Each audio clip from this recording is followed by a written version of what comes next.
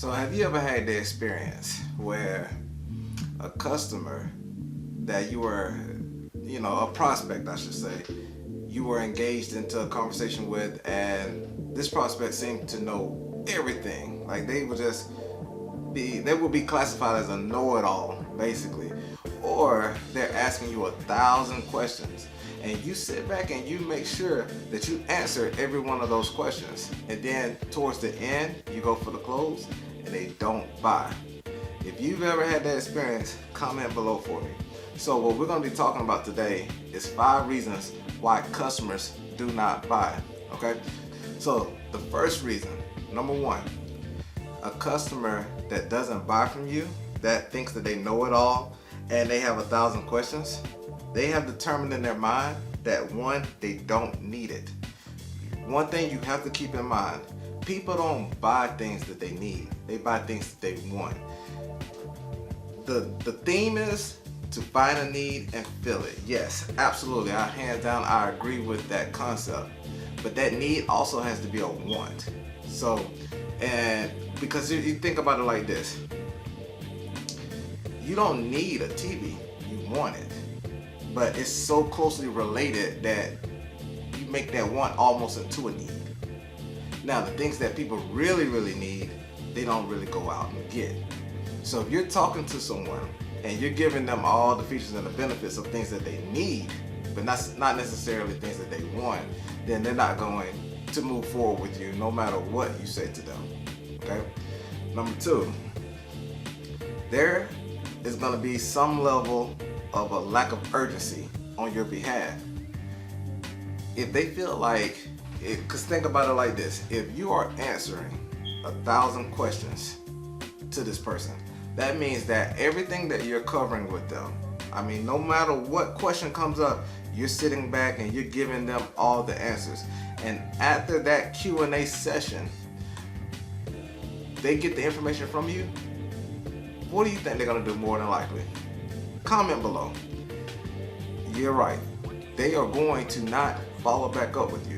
They may tell you, hey, I appreciate that, all of that information sounds good. You're giving me a lot to think about. I need to chew on this. I'm going to mow it over. Whatever the situation is. They're going to take that information and you'll never hear from them again. They're going to go out and implement it, especially if they implement it and they get results from it. You definitely are not going to hear back from them again. So you have to make sure that you're putting urgency behind what it is that you are talking about, the message that you are sharing with them. Okay?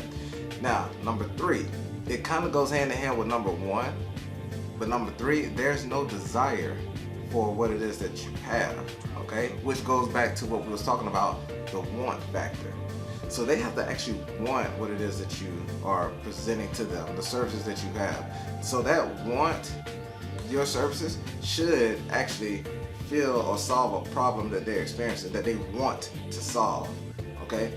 So once you get to the point where you can show them how that want that they have, your services is a perfect fit for them, then that's when a buying decision will be made. Okay? Now, the next part to this, number 4, which is probably one of the most important parts that you will ever hear, and it's like the one that is most common, is the fact that they don't have any money. Now, my question to you would be this: if your prospect doesn't have any money, why are they your prospect in the first place? If your services that you're offering is a service that they can't financially handle, then they are not really a qualified prospect for you. And you have to narrow down your audience base. You need to get a little more focused on your target market. Okay? Now, if you're dealing with someone that doesn't have the money, but they do have the means and the capabilities, and they're showing and demonstrating to you that they can go and get the money, then it becomes now a question of value versus the money. Think about it like this. Anytime you purchase something, it has a price on it. It has a money value attached to it. Okay? In your mind, when you're looking at it and you see the number value, you are justifying, okay, is it worth this amount of money to me? right? To you. Is it worth that amount of money to you? Would you buy it? Would it make you feel? And then on top of that, it's all about how you feel. Will it make you feel a certain type of way? That's the reason why people buy things. It's about how it makes them feel. Okay?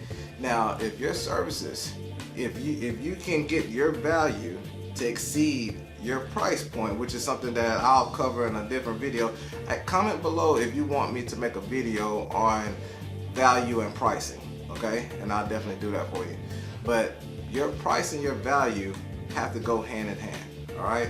Now, the last thing that I'm gonna cover in this video is, and gotta always keep this in mind, and this works two ways. This is gonna work for you, and it's also gonna work for your prospect. But when they don't buy, it's because they don't trust you. They don't trust what you're saying. That's the reason why they have 1,000 questions. In their mind, they will never tell you this, but in their mind, they're thinking the negative. They're thinking, if I do this, then this may happen. And that may happen piece to it is a negative outcome. It's not a positive outcome for them. They're thinking, oh, if I spend this money, then I may lose this money if it doesn't work. That's how they're normally thinking about it.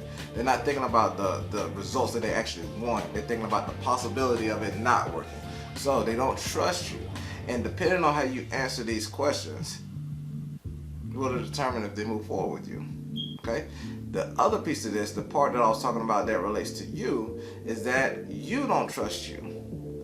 Because, and I say that because if you trusted yourself with your product and your services, you wouldn't back up on your product and your services. You would be more confident when you're talking about closing your prospect on your product and services. So if you get nervous or you get a little skittish about asking for the amount that you feel your services is worth, then you're not really confident in what it is that you're talking about, because you don't trust that you can deliver on what it is that you're talking about. If you know for a fact that what you offer is one of the best services out, there's no reason why you can't go for the close and say it with confidence to show them that they can trust everything that you're saying.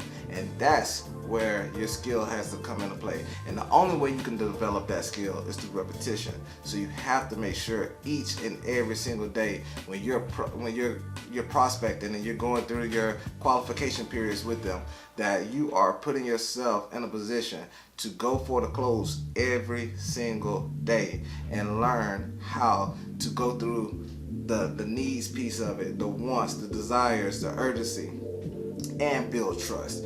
If you have all 5 of these things working for you, then there's no reason why a tough customer will not move forward with you. All right? So if you got value from what I shared with you, definitely hit the like button for me, share it for me if you like to. If not, there's no worries. If you want more content like this, if you have a video that you want me to make on something, you have a question or concern about something that you just don't know how to get around it, make sure to drop a comment and I'll see about making a video for you on it. All right, until next time, continue to lead your legacy.